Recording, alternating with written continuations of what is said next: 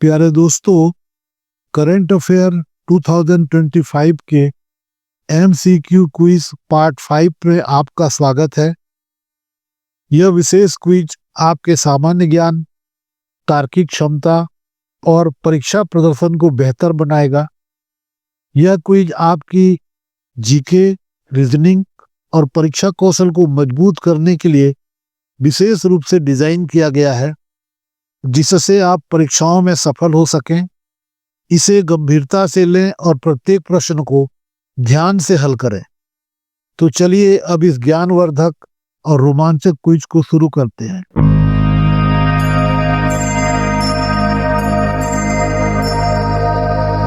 Asit quiz अकादमी में आपका हार्दिक स्वागत है। हर प्रश्न के लिए आपके पास 2 सेकंड होंगे। पहले जवाब सोचिए, फिर देखिए। कमेंट में अपना स्कोर जरूर बताइएगा। आज का पहला प्रश्न आपके सामने है।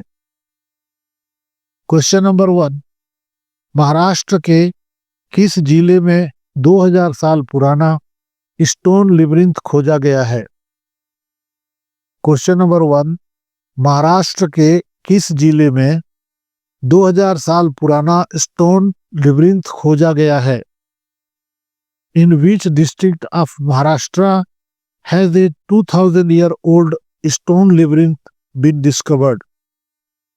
Now ऑप्शन देखते हैं। Option A Pune, option B Solapur, option C Nagpur and option D Satara. Correct answer is option B Solapur. 2000 साल पुराना स्टोन लिब्रिंथ महाराष्ट्र के सोलापुर जिले में बोरामणि घास के मैदानों में खोजा गया है।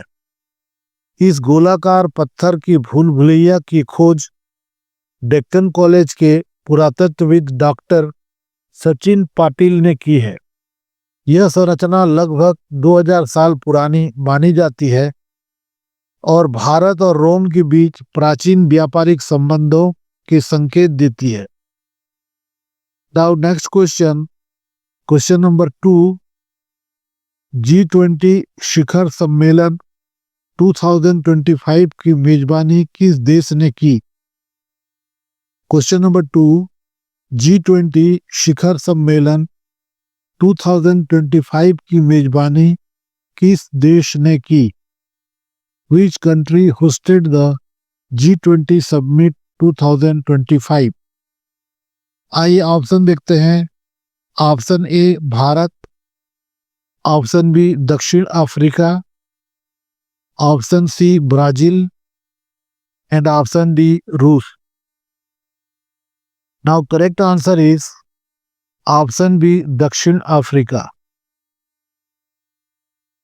दक्षिण अफ्रीका ने G20 शिखर सम्मेलन 2025 की मेजबानी की। यह सम्मेलन जोहान्सबर्ग में आयोजित किया गया, जो इतिहास में पहली बार किसी अफ्रीकी देश को G20 शिखर सम्मेलन की मेजबानी करने का अवसर मिला। इसका महत्व यह है कि यह वैश्विक आर्थिक और सामाजिक मुद्दों पर चर्चा करने के लिए अफ्रीकी महत्व को उभारता है।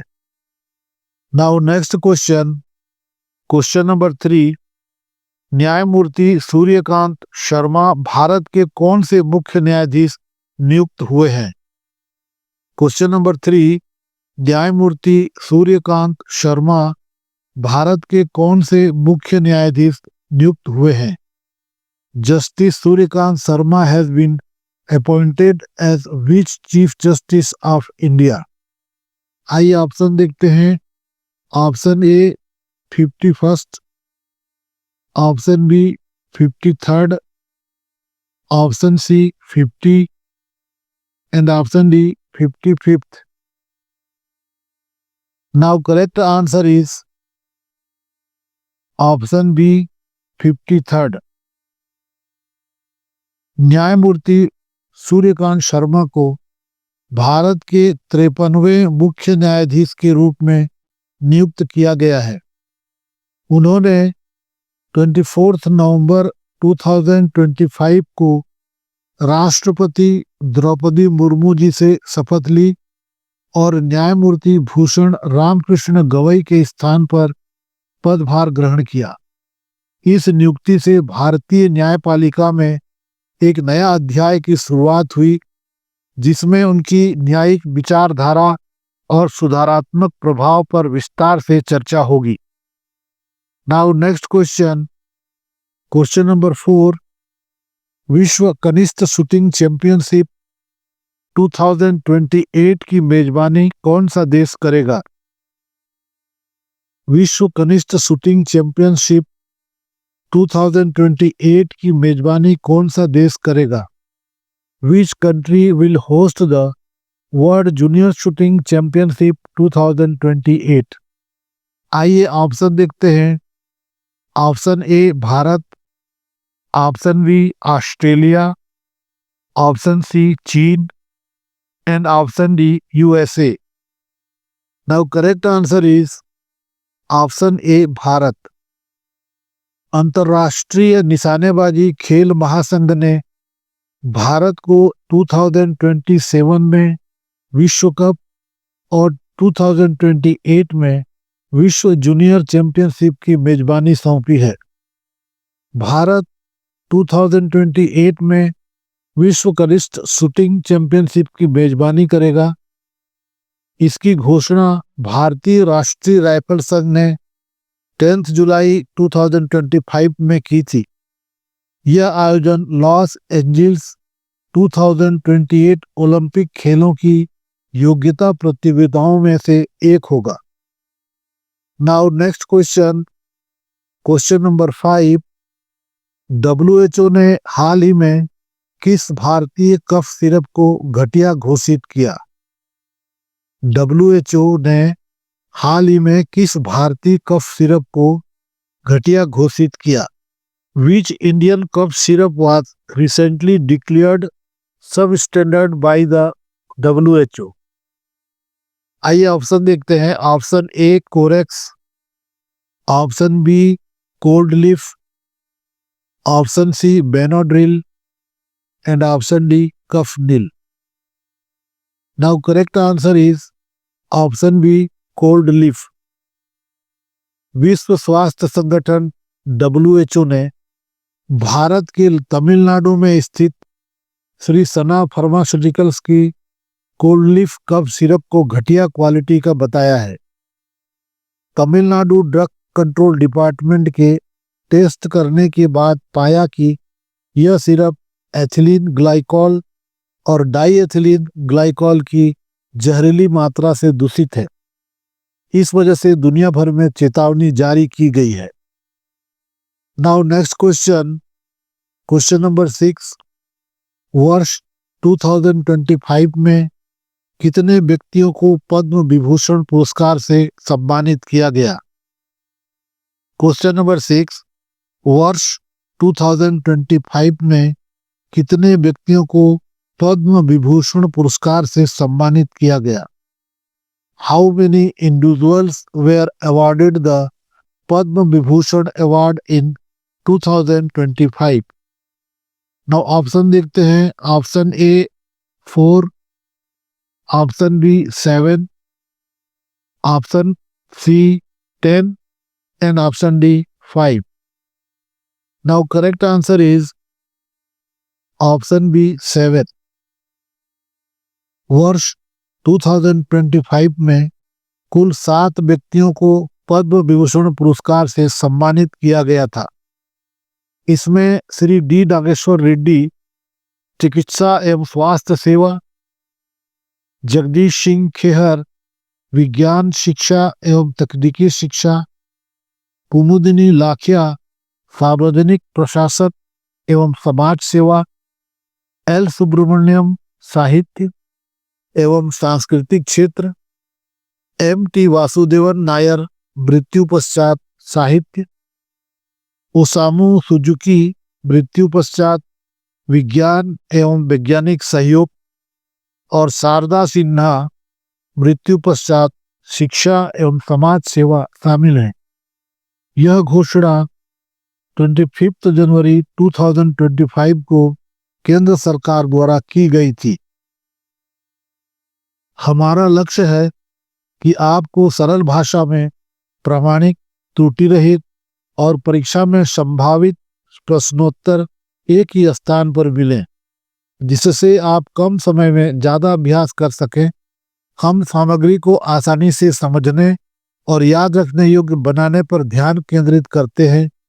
जीके और क्विज के साथ तैयारी को बेहतर बनाने के लिए असित क्विज अकादमी आपके लिए प्रस्तुत है। हम महत्वपूर्ण प्रश्न लाते रहेंगे।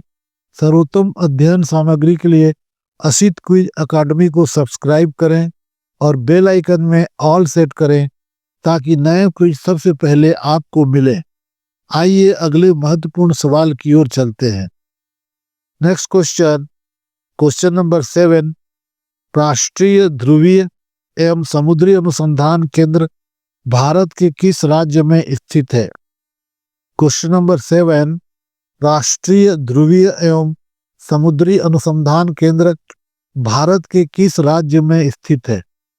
इन which state of India is the national centre for polar and ocean research located? Option देखते हैं। Option A Kerala, option B Goa, option C Karnataka and option D Tamil Nadu. Now correct answer is option B Goa. राष्ट्रीय ध्रुवीय एवं समुद्री अनुसंधान केंद्र NCPOR भारत के गोवा राज्य में स्थित है। यह संस्थान भारत सरकार के पृथ्वी विज्ञान मंत्रालय के तहत कार्य करता है और ध्रुवीय एवं दक्षिणी महासागरीय क्षेत्रों में वैज्ञानिक अनुसंधान का मुख्य केंद्र है।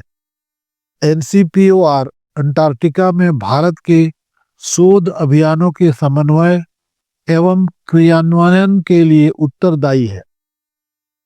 Now next question, question number 8। किस संगठन ने चोरी की गई सांस्कृतिक वस्तुओं का नया आभासी संग्रहालय लॉन्च किया? Question number 8। किस संगठन ने चोरी की गई सांस्कृतिक वस्तुओं का नया आभासी संग्रहालय लॉन्च किया? Which organization launched the new virtual museum of stolen cultural objects?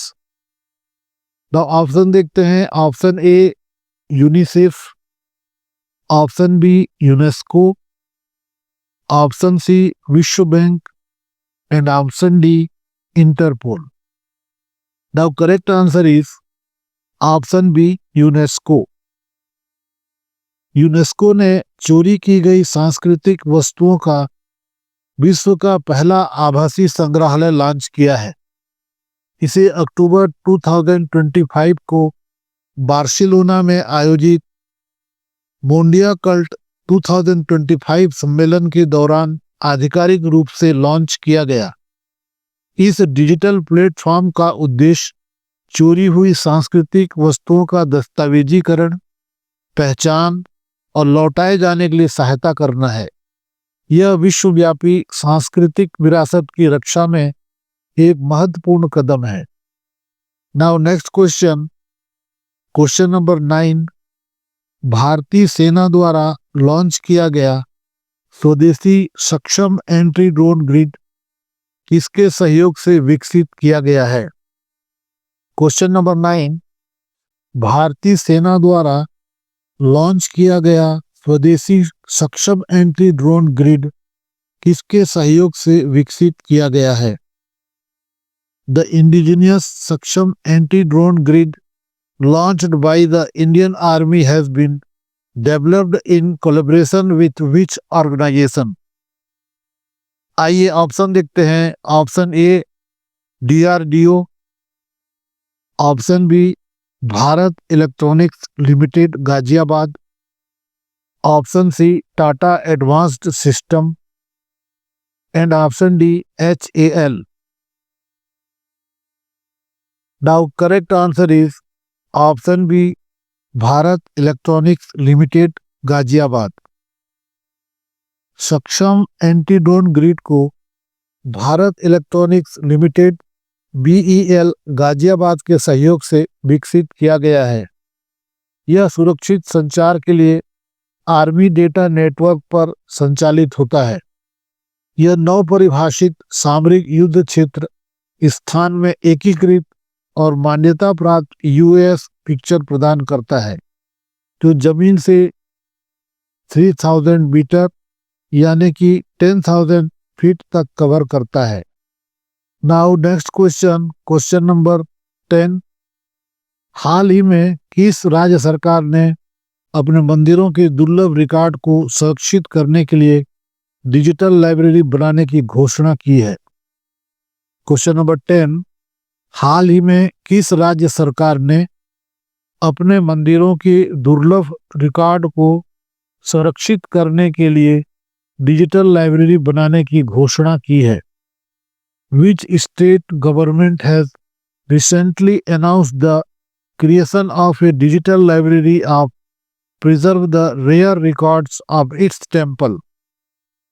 आइए ऑप्शन देखते हैं। Option A Tamil Nadu, option B Odisha, option C Uttar Pradesh and option D Bihar. Now correct answer is option B Odisha. Odisha सरकार ने हाल ही में पुरी में जगन्नाथ मंदिर के दुर्लभ अभिलेखों को संरक्षित करने के लिए एक डिजिटल लाइब्रेरी बनाने की घोषणा की है। इस पहल का उद्देश्य मंदिर की सदियों पुरानी विरासत को आधुनिक तकनीकी के साथ संरक्षित करना है। इस डिजिटल लाइब्रेरी का नाम ज्ञान यज्ञ मंडप रखा जाएगा। दोस्तों, उम्मीद है आज का क्विज आपके लिए मददगार रहा होगा। अगर इससे आपको कुछ भी नया सीखने को मिला तो कृपया वीडियो को लाइक करें, दोस्तों के साथ शेयर करें और चैनल असित क्विज एकेडमी को सब्सक्राइब करना ना भूलें। आपका सहयोग हमारे लिए प्रेरणा है, जिससे हम आपके लिए बेहतर क्विज, जीके और परीक्षा तैयारी वीडियो लाते रहेंगे। जल्द ही भाग 6 में मिलेंगे। सीखते रहिए, आगे बढ़ते रहिए। शुक्रिया दोस्तों, शुक्रिया। जय हिंद।